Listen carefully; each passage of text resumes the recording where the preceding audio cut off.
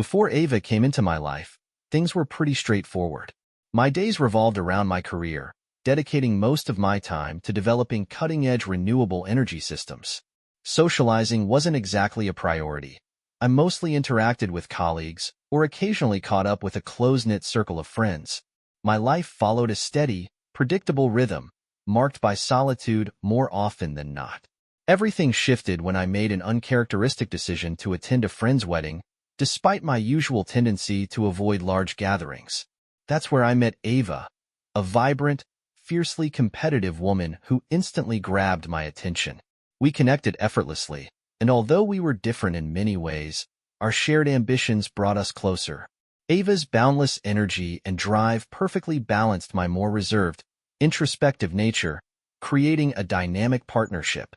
Fast forward to the beginning of our story. Ava and I had been married for 6 years. I can still picture our wedding vividly, the officiant standing before us, surrounded by 300 guests, a lineup of 7 bridesmaids and groomsmen, and a sea of flowers that cost around $20,000.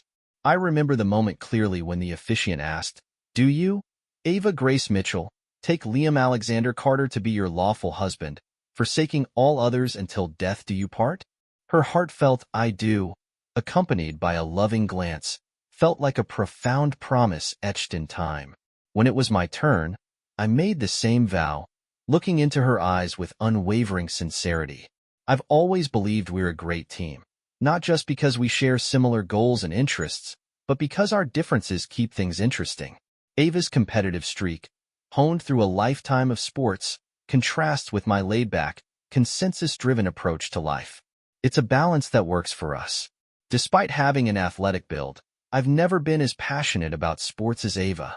She's also much more outgoing, effortlessly forming casual friendships, while I lean towards deeper, more meaningful connections, a reflection of my upbringing in a well-to-do, etiquette-focused family.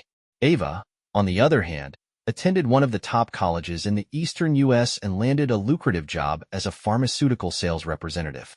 Her success wasn't just due to her impressive education and sharp mind. Her appearance played a role too. It seems pharmaceutical companies prefer attractive representatives to charm hospital staff and doctors, perhaps to soften the transactional nature of the job.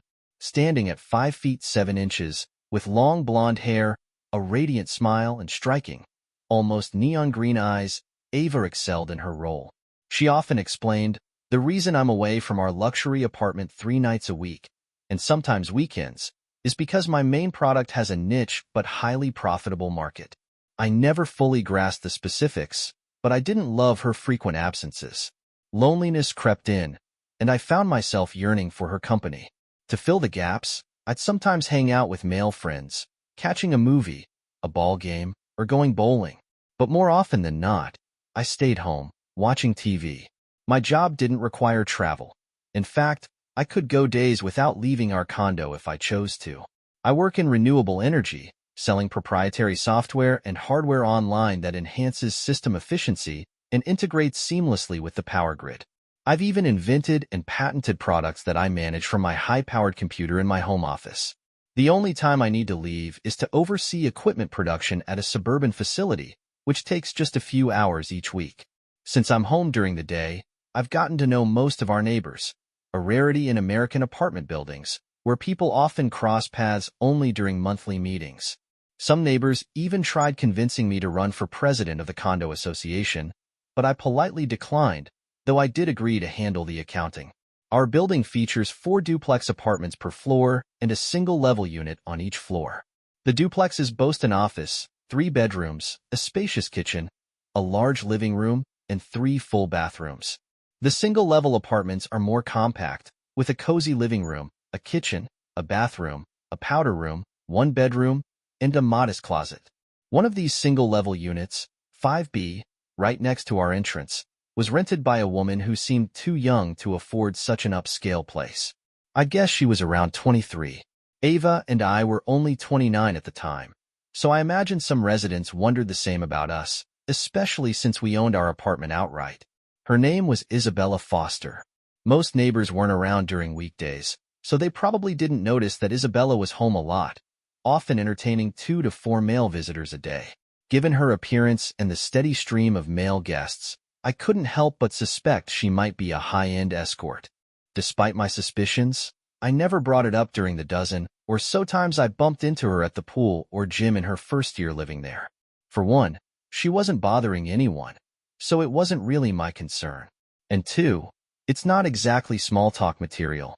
You're probably curious about her appearance, right? Surprisingly, in that first year, I only saw her wearing makeup twice. At the pool, she opted for a modest one-piece swimsuit. In the gym, she wore oversized shorts and baggy t-shirts. Around the building, in the halls or lobby, she usually dressed in long pants and long-sleeved shirts. Her long, glossy brown hair was often tied up in a bun, and she wore large black glasses that seemed purely decorative. I was pretty sure she had perfect vision. It was clear she was trying to downplay her natural beauty when she wasn't entertaining guests, but no amount of effort could completely mask it. Isabella had an almost flawless face, a striking figure that even conservative clothing couldn't conceal, and long legs with curves that would inspire any artist to capture them on canvas or in stone. Isabella's perfectly shaped hips were matched by an equally striking backside. She was just under 5 feet tall, slim, but not overly thin, with curves in all the right places. Our relationship was friendly, though not particularly close. During her first year in the building, we exchanged smiles, casual greetings, and the occasional small talk at the pool or gym. Once, we ran into each other at the local Kroger, chatting briefly about the best ways to prepare organic vegetables. She wasn't just into fitness. She cared about healthy eating too. But everything changed one Thursday around 1 p.m. Ava was out of town, not expected back until Friday evening. I was heading out for a quick visit to the equipment manufacturing plant when I heard shouting from Isabella's apartment. It was unsettling since our apartments were practically soundproof.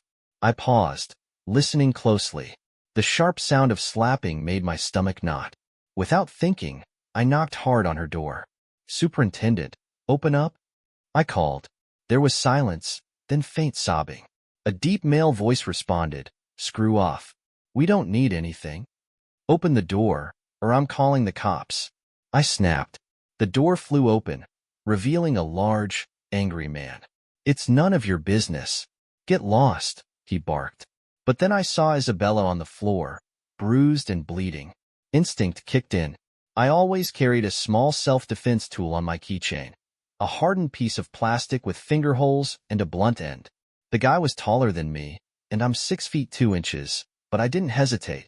I slammed the tool into his mouth with all my strength. He stumbled back, dazed, and I hit him again. The third time, he tripped over Isabella, his head cracking against the marble floor. He didn't get back up. I rushed to Isabella, helping her into a chair and closing the door. She had a black eye, a bleeding nose, and scratches on her arms and legs. She was wearing a negligee, and despite my efforts to focus, I couldn't help but notice her striking figure. I forced the thought away. "Are you okay?" I blurted, realizing how useless that question was. "Can I get you something?"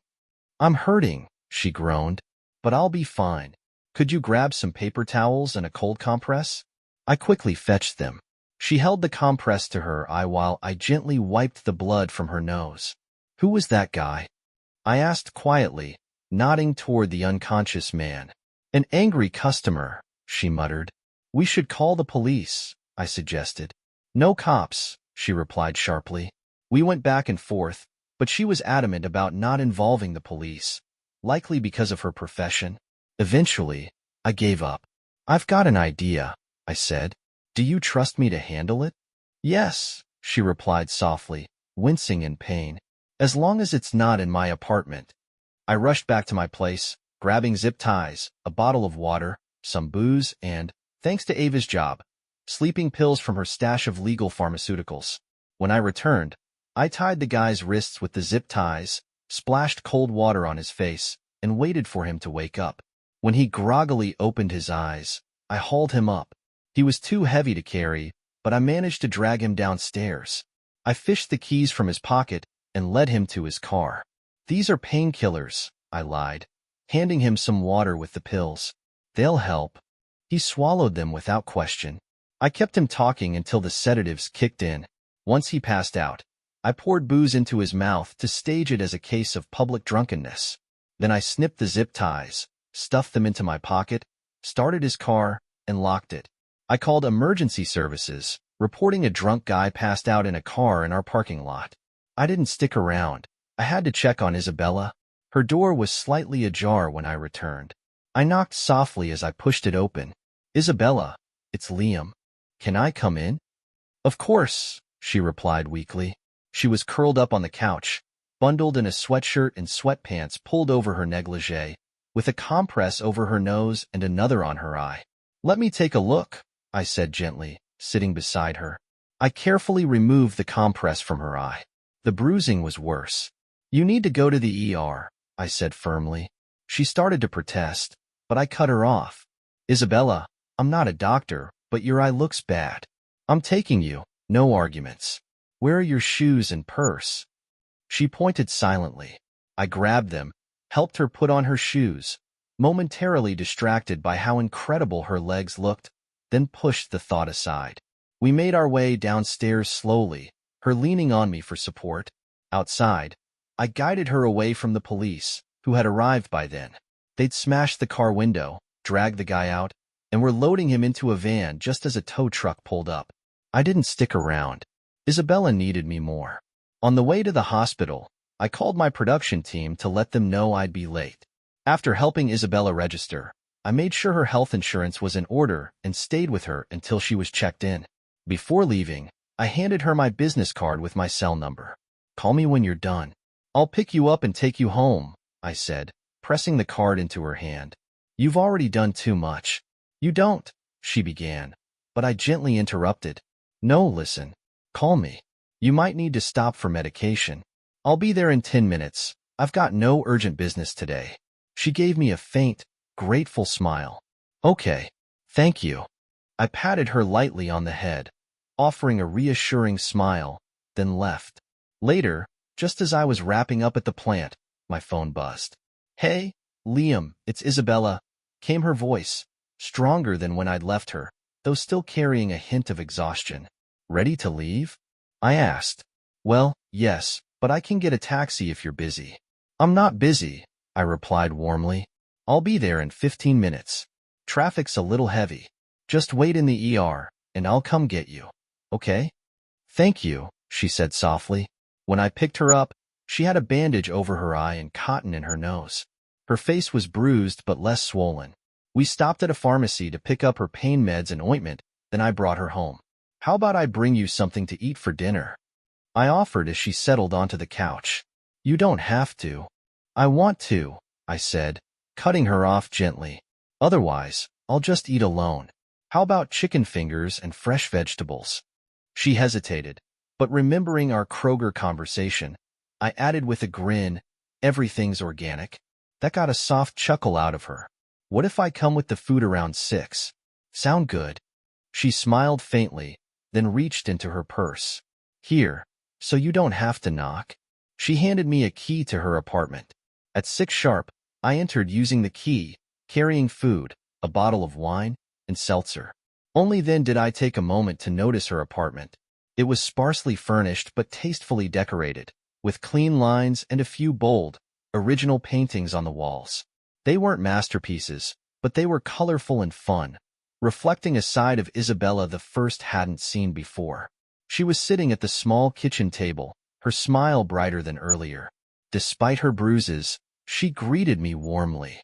We ate together, chatting casually about everything and nothing. Work, favorite foods, movies we liked, just easy conversation, like two old friends. As I poured wine, she hesitated. "I can't drink with the painkillers," she said, then paused with a sly smile. "Well, it's not recommended, but I need a couple of glasses." She nodded for me to pour, so I did. "You're not going to take advantage of me if I get tipsy, are you?" she teased with a weak grin. "That'd make me worse than that jerk," I replied with a chuckle. "Besides, I don't want to have to carry you to bed. So, don't pass out." "I'll try not to," she replied, laughing softly. After dinner, as I cleared the table, I noticed her demeanor shift slightly. The combination of wine and painkillers seemed to have relaxed her, making her more reflective. You probably think I'm awful for entertaining men, she said quietly, avoiding eye contact as she stared into her glass. Of course not, I replied sincerely. How you make a living is your business, as long as it doesn't affect mine. She glanced up, studying me with her one unbandaged eye. How long have you known I'm an escort? About a month after you moved in, I said casually, sipping my wine. She tilted her head slightly. Does your wife, Ava, right? No? No. Ava's rarely here, as you've probably noticed, and it's not something we discuss. I don't gossip, and I certainly wouldn't speculate about a neighbor's profession. She was quiet for a moment, then said, You're the only straight guy I've met here who hasn't hit on me. Why? Because I take my marriage vows seriously. She gave a short laugh. More than 90% of my clients are married. But I'm not one of them, I replied simply. If you're wondering, physically, you're the most attractive woman I've ever met. But I don't know you well enough to know if we're compatible, and I've never been into purely physical relationships. I need an emotional connection. She didn't respond right away, just stared at me, her gaze steady and unreadable. You know, she finally said, her voice softer now. Despite the number of clients and the physical nature of my work, I'm lonely. I have almost no friends. My job and hours don't exactly help with that, especially when it comes to people I'd actually like to spend time with. We sat in silence for a moment, the air heavy with unspoken thoughts. Then, as if she needed to fill the space, she continued, I guess people assume that because I'm always around men, I'm not lonely. But it's not the same. There's no connection, no real conversations. It's all surface level. I get that, I replied quietly. Loneliness isn't about being around people. It's about feeling seen, understood. She nodded slowly, as if my words resonated with something deep inside her. After a while, I asked gently, What's your ultimate goal in life, Isabella? She sighed, her fingers tracing the rim of her glass. Ultimately, I want what you probably have. I want a partner. Someone to be my one and only, someone I can be faithful to, and who'll be faithful to me. I want a family, maybe even kids someday. I'm saving enough to be financially independent by 30. Then I'll leave this life behind and try to find the right person. She paused, glancing down at her bandaged hand. But for now, those plans are on hold, at least until my eye, nose, and these scratches heal. I can't work like this. For a moment, I just looked at her, absorbing her words. Then, out of nowhere, an idea sparked in my mind. An idea that could change both of our lives in ways neither of us could have predicted. Tell me how you'd feel about working for me, I began, when Isabella suddenly flushed, her posture stiffening. What? I thought you were different, she blurted out, her voice high-pitched, muscles tense, and disbelief etched across her face. I couldn't help but laugh, not at her, but at the misunderstanding. Realizing it wasn't something to joke about, I quickly added, No, not like that. I'm not trying to hire you for that. I just need help with paperwork. She blinked, her tension slowly dissolving into curiosity. I'm hopelessly behind, I continued. It's been piling up, and I keep putting it off. Honestly, even a cyclops could manage it if they put their mind to it. She let out a giggle at the absurd image, the mood lightening. But, I added, I can't pay your usual rate. $700 an hour, $2,500 for a full night, $4,000 a day on-site plus expenses, she muttered absent-mindedly, then caught herself, blushing deeply as she slapped a hand over her mouth. I chuckled. Yeah, I was thinking more like $25 an hour, with free food thrown in until you're fully healed. She grinned.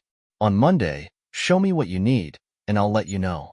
After another 20 minutes of light conversation, it was clear she was exhausted. I gathered my things, and as I stood to leave, she surprised me with a hug, whispering softly, Thank you so much. I kept my distance after that, partly out of respect and partly because, to my annoyance, I found myself growing aroused. I patted her gently on the head and left, reflecting on how lovely the evening had been, free from any real sexual tension. I liked her as a person, appreciating her company in a way that surprised me. I'd never really considered how lonely she might be beneath it all. Friday morning, while I was working in my apartment, there was a knock on the door. I opened it to find Isabella standing there, smiling warmly, dressed in her usual conservative clothes. "Hey, Liam," she greeted cheerfully. "Hello, Isabella. Feeling better today?" I asked. "It still hurts like hell, but I'm in a better mood," she chuckled. "You probably want your key back." I reached for it on the foyer table, but she stopped me. "No, keep it. Just in case I need rescuing again, and the guy at the door doesn't answer." She paused, looking a bit sheepish. "I hate to ask for more help after everything you've done, but I desperately need groceries. The doctor's forbidden me from driving with the bandage and pain meds. Can you take me sometime today?" "Of course," I said with a broad smile. "How about in an hour? Around 1:30? "Great," she giggled, clapping her hands slightly. "Just knock when you're ready." Surprisingly, grocery shopping with Isabella turned out to be fun. Possibly the first time in my life I actually enjoyed it. She had this knack for making even mundane tasks entertaining, chatting animatedly and even jokingly talking to the vegetables as if they were old friends. The following Monday, Isabella arrived at my apartment shortly after Ava left for work. I showed her the mountain of paperwork scattered around my office and some spilling into the living room. She was meticulous, not particularly fast, but focused on getting everything right. Given it was her first time handling this kind of work, I appreciated her attention to detail. We had lunch together, worked some more, then I took her to the pharmacy to pick up a few essentials. And just like that, our friendship began to blossom. I soon realized I was probably the only male friend Isabella had since she was 18. Most men seemed to approach her with one goal in mind. It's not that I didn't find her attractive. She was easily the most alluring woman I'd ever met. But I was married, and I took my vows seriously. I'd had other beautiful female friends before, so I didn't view Isabella through a purely physical lens. With her around, the nights and weekends when Ava was out of town no longer felt empty. We always had something to do, even after Isabella fully healed about a month later. Her bruises faded, and she looked just as vibrant as before that horrible incident. Since her work schedule often involved mornings and afternoons on weekdays, occasionally with overnight stays, we spent a lot of time together. On evenings when Ava wasn't home, I encouraged Isabella to attend community events and condo association gatherings. She always seemed to have a good time, though I noticed it was easier when it was just the two of us. My male friends, unfortunately, couldn't seem to get past her looks. They'd either hit on her outright or spend the evening drooling. It got old fast. So, we did most things as a pair: dinners, casual outings, even the occasional weekend road trip to nearby towns. Despite returning to her work as an escort, Isabella insisted on continuing to help me with my paperwork. Over time, I discovered she had a sharp mind and an insatiable curiosity, qualities I don't think many people in her life had ever truly acknowledged. I encouraged her to learn more about my business. She was genuinely interested, asking thoughtful questions and picking up concepts quickly. Whenever I tried to pay her for her help, she'd counter with playful conditions. Double pay if we wrapped up early, or nothing at all if she won a bet over who could solve a problem faster. More often than not, she preferred getting paid nothing, claiming it made her feel more like a friend than an employee. Isabella surprised me with her kindness and honesty. Once, she spent nearly 10 hours tracking down the owner of a lost handbag she'd found at the pool. There was no ID inside, just about $100 in cash. She eventually found the owner and refused any reward. She told me about a client who fell seriously ill during an appointment. She rushed him to the hospital, stayed with him until he was stable, and even returned his payment despite his protests. She cried once when a small bird crashed into our building's lobby window, dying before she could help it.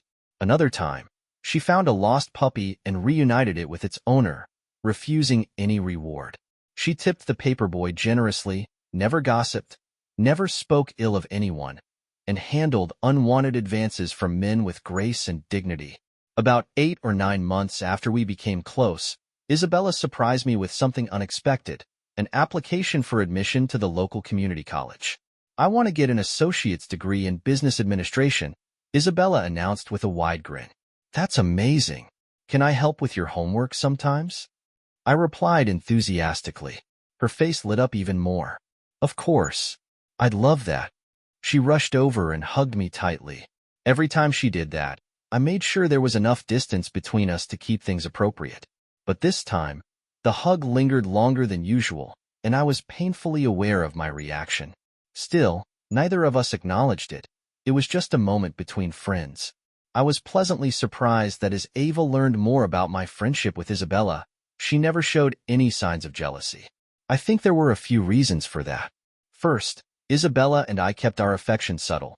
No public displays, and in private, nothing beyond occasional hugs or a chaste kiss on the cheek. Second, we crafted a believable cover story about Isabella's profession that kept things discreet. Third, Isabella even started helping Ava with paperwork, earning her genuine gratitude. And lastly, I convinced an old friend of mine, someone I'd known was gay since high school but wasn't openly out, to pose as Isabella's boyfriend at condo events and even join us for double dates with Ava. But life has a way of throwing curveballs just when things feel stable. One Sunday morning, Ava received a call that seemed to rattle her. She rushed out of town for business, far more distracted than usual.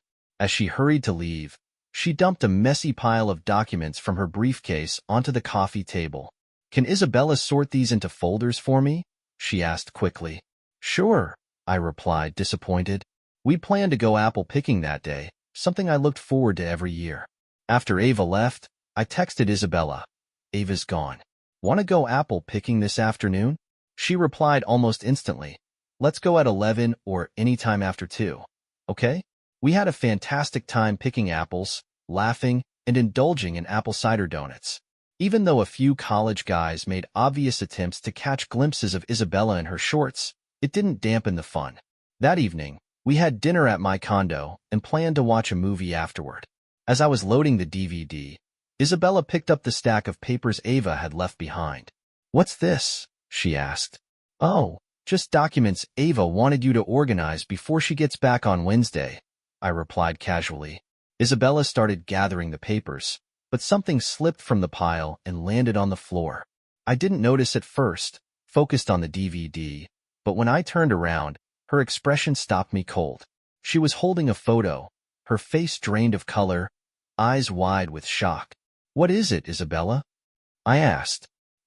Nothing," she stammered, quickly sliding the photo back into the stack. Isabella couldn't have been a poker player. Her face gave everything away. I approached her. "Let me see."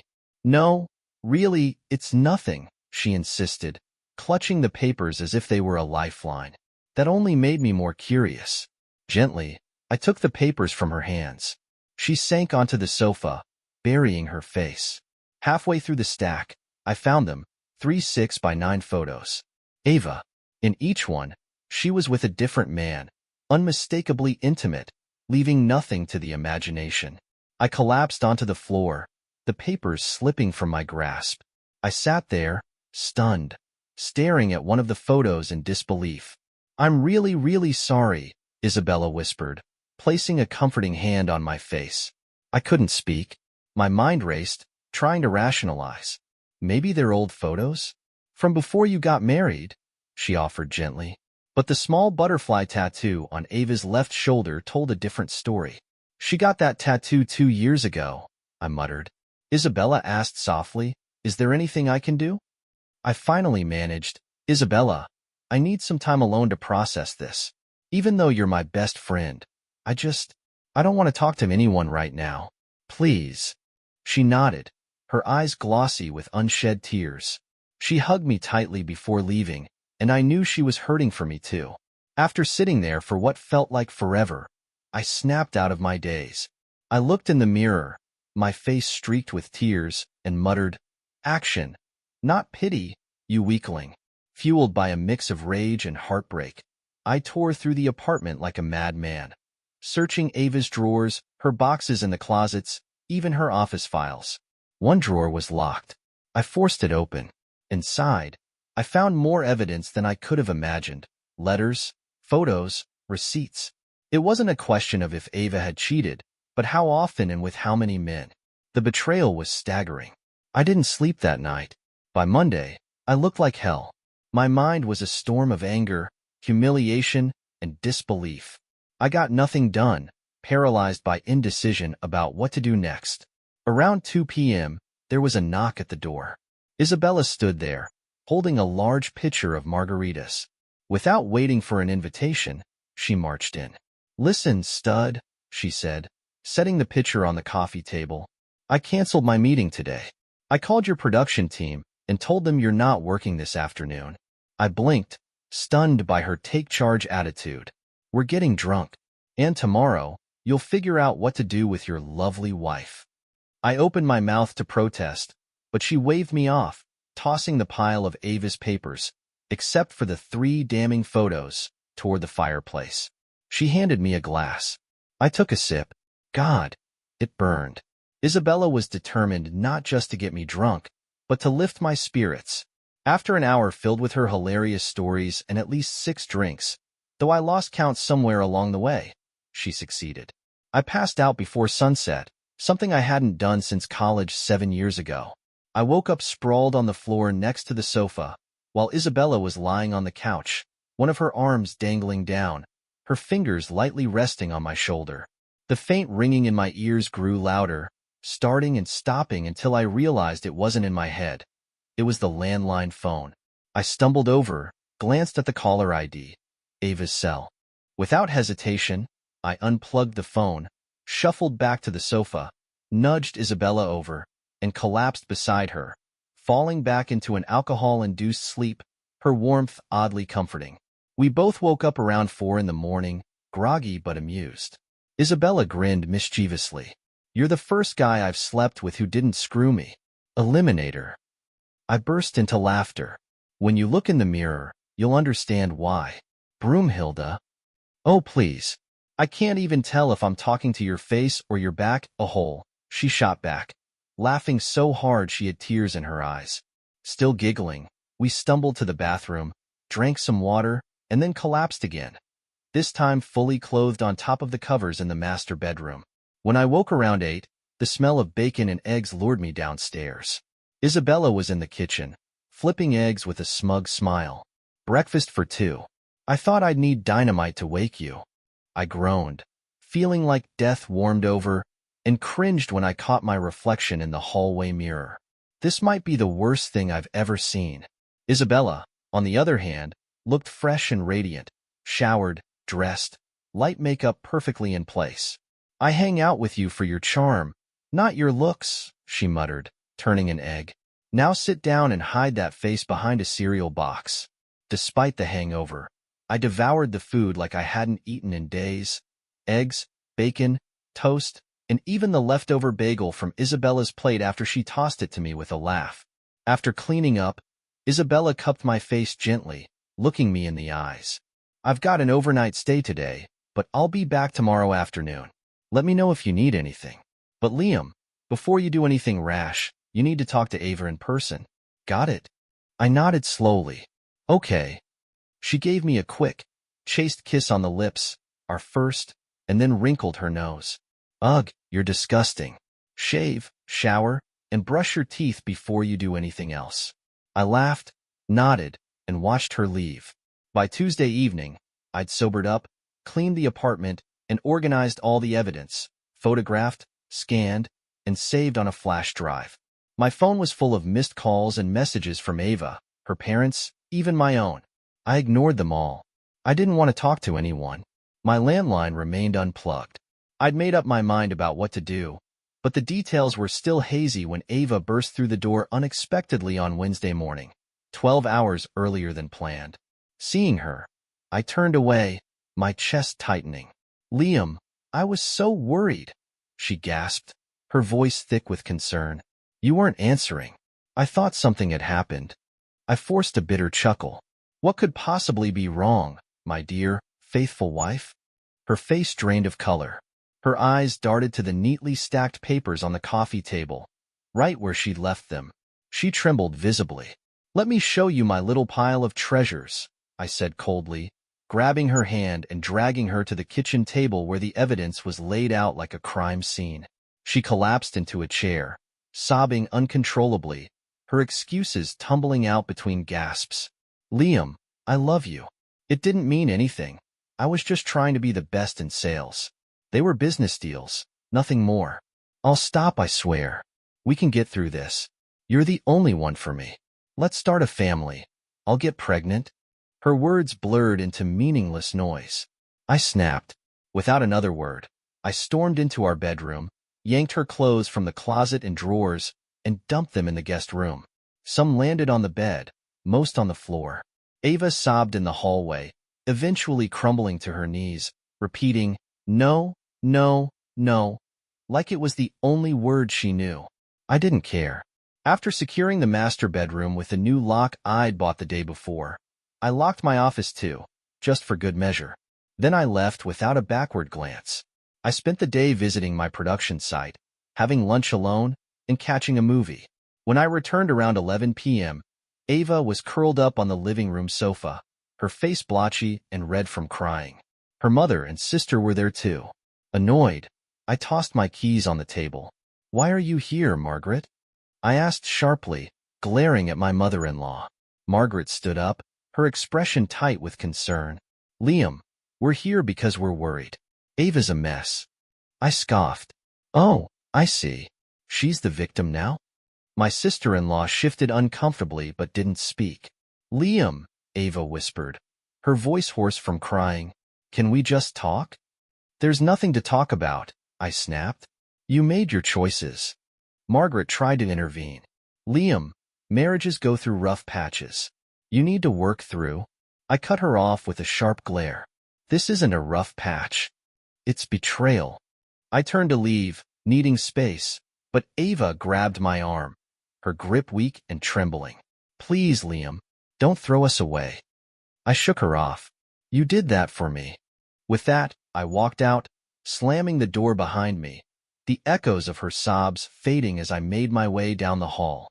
To me, Margaret had always been the textbook definition of a condescending, rich witch. I'd made polite attempts to keep the peace, but that effort ended the moment she opened her mouth. "No more, Liam," she said, clearly stunned by my cold demeanor. "Ava's sister Natalie and I just want to help you get through Ava's mistake." "A mistake?" I laughed bitterly. "Is that what we're calling it now?" I turned to Ava, my eyes narrowing. "Did you show Mommy the photos, honey?" Ava dropped her gaze, avoiding eye contact like a guilty child. The room was thick with tension. "You know what you can do, Margaret? Make Ava screw those 34 other guys she slept with again. Then we can talk." Without another word, I stormed into the bedroom, slammed the door, and locked it. Surprisingly, I slept well that night. When I woke the next morning, Ava was gone. All she left was a simple note. "I've decided to stay with Mom and Dad until you calm down so we can talk. Don't throw away our future, Liam. We can get through this. Love, Ava." On Monday morning, Ava was served with divorce papers at her parents' house. I'd prepared 2 sets. The first proposed an amicable split, 50/50th property division, citing irreconcilable differences. The second was a formal filing for divorce on the grounds of infidelity, backed by 5 irrefutable pieces of evidence. I included a note. "I haven't filed either of these yet. Take your pick. I need to hear from you by 9 a.m. tomorrow. If I don't, I'll file option 2. Have a nice life." That Monday evening, around 6 o'clock, there was a knock at my door. It was Isabella. "Let's go get pizza." "My treat," she said with her signature bright smile. I began, but she cut me off immediately. "You don't have a single excuse not to go. Let's go." "Okay," I muttered, standing up. "I need my wallet." "No, you don't. I'm treating you. Just grab your keys." She grabbed them off the table and tossed them to me with a grin, then took my hand, pulling me out the door. We went to our favorite pizzeria, organic ingredients, of course. Isabella did her best to keep things light, filling the space with her infectious energy. Despite my mood, her warmth chipped away at the heaviness in my chest. Sitting in a secluded corner of the restaurant, she reached across the table and took my hand. "Have you decided what you're going to do?" "Yes," I replied. I sent her 2 sets of divorce papers today, one friendly, one not. I told her to choose. "I'll file tomorrow morning." "No chance of reconciliation?" I thought about it, staring at the flickering candle between us. "I just can't forgive or forget." Loyalty is everything to me, and she clearly doesn't value that. I don't even want to speak to her again. Isabella squeezed my hand gently, her eyes locking with mine. After a pause, she said softly, "When your divorce is final, I want to be the first to get you." What? I blinked, sure I'd misheard her. "You're my best friend," she continued, her voice steady. "But I'm also in love with you. As soon as we go on our first date, I'll quit my current job. I don't care if I have to start over. I've saved enough, and I know I'll find something else. I just need a chance." I sat there, stunned. Isabella, in love with me? She mistook my silence for hesitation. "I know you probably don't want an ex-call girl as a girlfriend, but I promise." "Shut up," I interrupted sharply. She looked startled as I stood up, leaned over the table, and kissed her, hard. It took a second, but she responded, standing to meet me halfway as we kissed passionately across the table. When we finally broke apart, breathless, I sat back down. "If you're crazy enough to be in love with me, here's the plan," I said. "We keep things as they are until 2 weeks before my divorce is final. Then you quit your job, I sell my condo, and you break your lease. The day the divorce is final, we go to a resort for a week. If we still feel the same after that, we move to another part of the country, rent an apartment together, and if you're still crazy enough to want me..." I paused, my heart racing. "We get married." Isabella covered her mouth, tears spilling down her cheeks. We held hands as we walked back to our apartments, laughing and talking like teenagers in love. At our doors, we kissed again, neither of us caring about how obviously aroused I was. We stood there grinning until the doors closed between us. That night, lying in bed, I realized I wanted this plan to work more than anything I'd ever wanted in my life. But life rarely unfolds without complications. The first came the next morning at 7:50 a.m. when my phone rang. "Hello? Liam, this is Robert Mitchell, Ava's father." My stomach tightened. "I was hoping I could get Ava an extra hour past your 9 a.m. deadline so we could meet." "It won't change anything," I replied flatly. "Liam, you have nothing to lose. Meet with me. If you still want the divorce afterward, I'll personally ensure Ava agrees to the amicable option. Please, you owe me that." I didn't know him a damn thing, but considering how much I wanted to move forward with Isabella, speed was essential. "Fine. When and where?" "I can be there in half an hour." "See you then," I said, hanging up. The meeting was pointless. Robert tried to appeal to my logic, laying out how staying married would be economically beneficial. He talked about wealth, status, and stability as if that was all that mattered. But he didn't know me at all. When the meeting ended, I walked away without a second thought, more certain than ever about what I wanted, and who I wanted it with. Robert did everything he could to convince me to stay married. He even offered me $2 million in cash and promised that Ava would sign a post-nuptial agreement guaranteeing me another $2 million if she ever cheated again. "Sorry, Robert," I replied, shaking my head. "You've done all you can for your daughter, but there's no deal." I paused, still trying to make sense of it all. "Honestly, I don't understand why Ava even wants to stay married. You'd think she'd be happy if I wasn't in her way." Robert sighed deeply. "Cheating wasn't her style, Liam. She just lost focus on what was important." "I'm sorry." "Well, I'm not going to lose focus," I said. "And don't forget to have her send the signed papers to my lawyer this morning."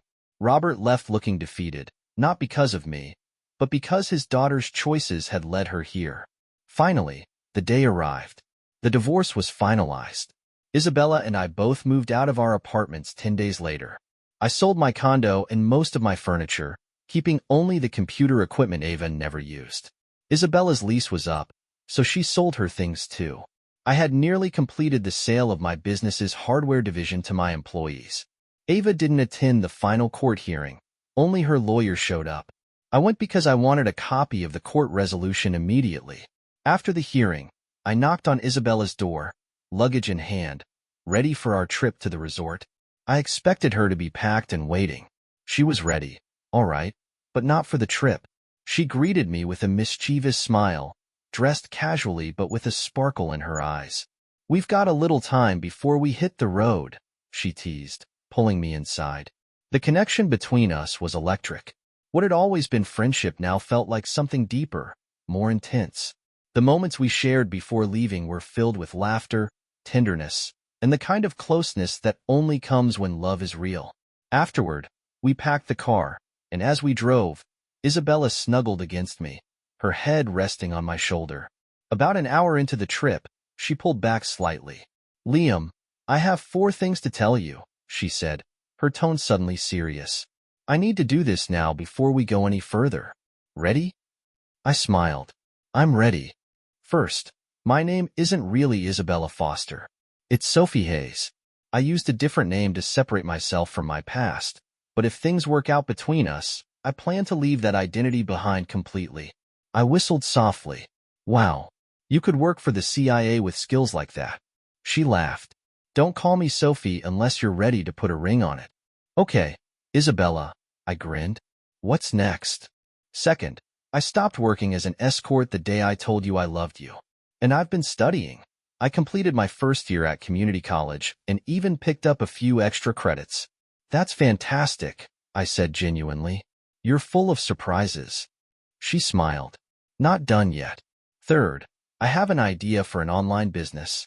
After the resort, I'd like to share it with you. If you're interested, we could be partners, 50-50. I can't wait to hear about it." She took a deep breath. "And fourth, this is the hardest. If you have questions about my past, ask them this week. After that, I don't want to talk about it anymore. It's not who I am now." I could see this was difficult for her, but I'd already decided long ago that her past didn't matter. What mattered was who she was to me. After a pause, I said, "I really only have one question." She looked at me, a bit tense. "You said you charged $700 an hour, right?" She nodded, unsure of where I was going with this. "Well, now that I've had the privilege of being with you, I'm wondering, why did you charge so little?" Her face lit up with laughter. She leaned over, kissed my cheek, and rested her head on my shoulder. That was the last time we ever talked about her past. Our week at the resort was like a dream. We swam, snorkeled, hiked, played beach volleyball, and enjoyed sunsets together. We laughed more than I thought possible, and every moment felt like a new beginning. It wasn't just a vacation. It was the start of something real. By the 5th day, I knew. I proposed to her under the stars, and she said yes. We waited 3 months to get married, giving us time to settle into our new city and for Isabella, now Sophie, to reconnect with a few close family members. The wedding was small, simple, and perfect. Within 9 months, Sophie earned her associate's degree in business administration. We worked together in my software company, and 3 months later, we launched her business, an innovative platform that optimized online marketing using cutting-edge technology she'd conceptualized herself. 3 years later, her business was thriving. We decided to sell it for a 7-figure sum, so she could focus on the next chapter of our lives. Sophie, my best friend, my partner, the love of my life, and soon-to-be mother of our twins, was everything I'd ever dreamed of and more.